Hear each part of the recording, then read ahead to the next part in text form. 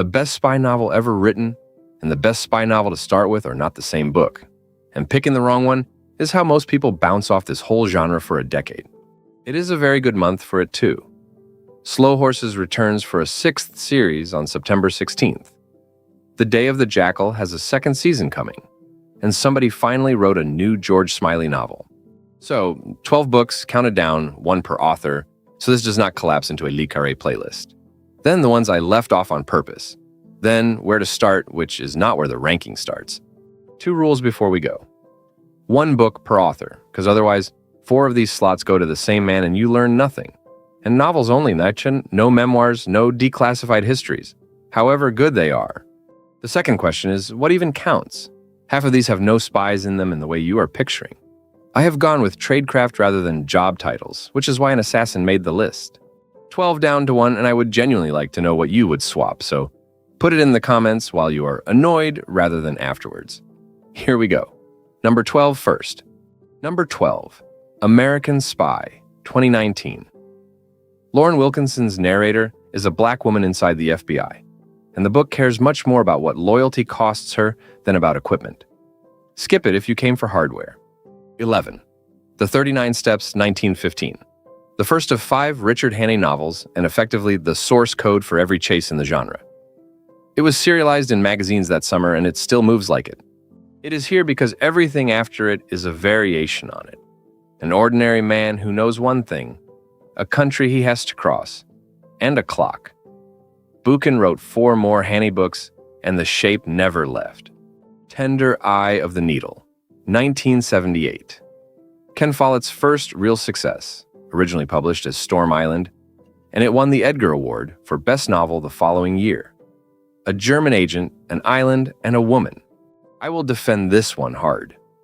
It is the most purely enjoyable book on the list, it wastes nothing at all, and it is the one I hand to people who tell me they do not read thrillers. It converts them. 9. Gorky Park, 1981. The first Arkady Renko novel, a Moscow homicide investigator.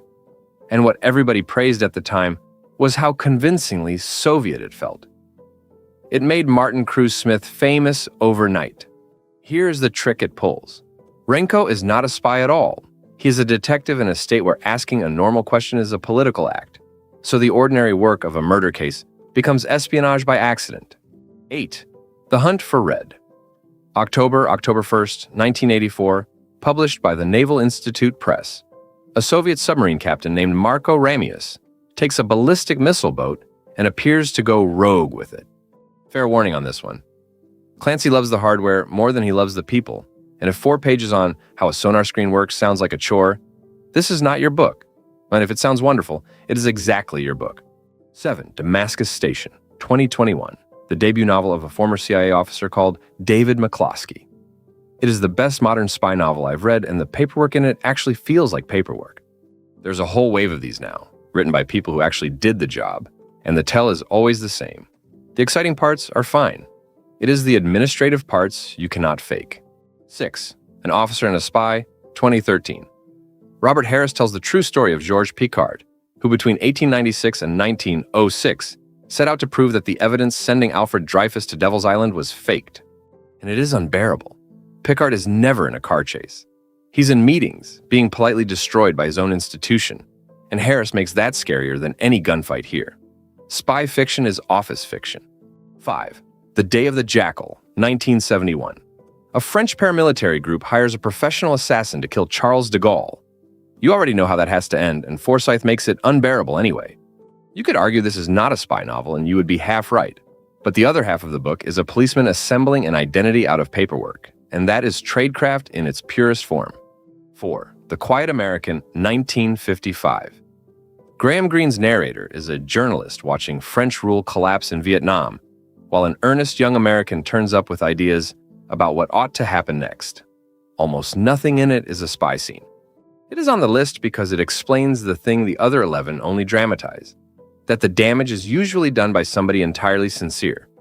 Greene wrote it in 1955, and it has aged like a warning. 3. The IPCRESS File, 1962. Len Deighton's first novel, Cold War brainwashing, with scenes in Lebanon and on an atoll being used for an American atomic test. It is very strange and very good. It arrived 9 years after Casino Royale, and it reads like an argument with it. Fleming's Spy has a tailor. Deighton's has an expenses form, and a boss who does not like him. One of those aged much better. 2. Slow Horses 2010. Mick Herron began writing it in 2008, about the MI5 agents demoted to a building nobody visits, supervised by a crude, aging Cold War relic named Jackson Lamb. The series has sold more than 4 million copies and has been called a rollicking subversion of Le Carré, which is exactly right. It is the funniest spy novel I know, and the funny is load-bearing. The Apple adaptation has done 1 book per series so far: Slow Horses, Dead Lions, Real Tigers, Spook Street, and London Rules. And Series 6 arrives on September 16th, covering Joe Country and Slow House together.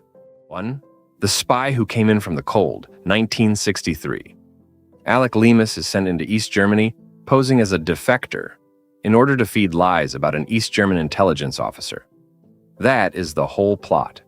It is number 1, because it ended something. 10 years after Bond arrived, Le Carré wrote a book in which the service treats its own people as inventory, and the genre never fully recovered its innocence. It is also the easiest one to actually start. Short, cheap, self-contained, no institutional homework required. It will put you in a mood for about a week, which I consider a feature. Start here and the rest of this list opens. Now the ones I left off, because a list with no argument in it is just a shelf. 4 books that belong in the conversation and not in the top 12. Starting with one my own rule excluded. Tinker Tailor Soldier Spy, 1974. Smiley hunting a Soviet mole inside British intelligence, and the finest plot anybody has built in this genre. My 1 book per author rule cost it a slot, and I stand by that. But do not start here, whatever the other lists tell you.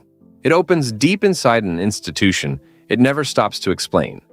And if you do not already know what the circus is, the opening will simply beat you. If you want Smiley properly, this is the order that works. Cold first, then Tinker Tailor, the Honorable Schoolboy, and Smiley's People. And those last 3 are the Karla trilogy, which is really 1 long book. Casino Royale, 1953. The first Bond novel, and Fleming wrote 11 more, plus 2 story collections after it. It is a small, cold book about a card game and a man who is not having a good time. This is the widest gap between page and screen in the genre. No gadgets, no one-liners, a startling amount of breakfast. Read it as a period document, and it is fascinating. Read it expecting the films, and it is not. The Bourne Identity, 1980. A man with retrograde amnesia and a genuinely alarming set of survival skills goes looking for his own name. It is the first of a trilogy Robert Ludlum wrote himself. If your Bourne is Matt Damon in a stairwell, be warned. The novel shares a premise with the film and very little else. It is slower, stranger, and considerably more paranoid. Some people prefer it. I do not. One more people always ask about. Red Sparrow, 2013, by Jason Matthews, who was a CIA officer long before he was a novelist. The tradecraft in it is the real thing. The rest of it divides people sharply. 2 late additions worth knowing about. A Legacy of Spies, 2017, is a prequel and a sequel to both Cold and Tinker Tailor at the same time, and it was Le Carré's last Smiley book, before he died in 2020. Then in 2024, his son, writing as Nick Harkaway, published Karla's Choice, a continuation set between Cold and Tinker Tailor. The cover describes it as a John Le Carré novel, which is a bold thing to print. And Forsyth's novel got a series in 2024 with Eddie Redmayne, renewed in the same month for a second season arriving in 2027. If you are going to read the book, now is the moment. So, where to start? Not automatically at number 1. Pick by what you actually want tonight, because these 12 books do genuinely different jobs, and 3 of them will bore you if you choose wrong. Those 4 cover most people. The Cold for the whole genre in one evening, Slow Horses to laugh, Eye of the Needle to lose a night, and an officer and a spy to be quietly furious for a week. Now the honest part. This genre is old and enormous, and I have not read all of it, so there are certainly books that belong here instead of mine. Tell me which one, and which of my 12 it replaces. There they are, 12 down to 1 on screen so you can pause it. 8 of the 12 were published before 1985, which tells you something slightly uncomfortable about how good the old ones are. If you take one thing away, start with the spy who came in from the cold, then go wherever you like and do not let anybody make you begin with Tinker Tailor. That is the whole video in a sentence. That is the 12 plus 4 arguments in a reading order for Smiley. Free printable bookmarks for your thriller and mystery shelf are at hookedtobooks.tv/bookmarks, and the link is below. And if you disagreed with the ranking at any point, good, subscribe, because we do one of these every week, and you will get plenty more chances. Next up is every Jack Reacher novel in order.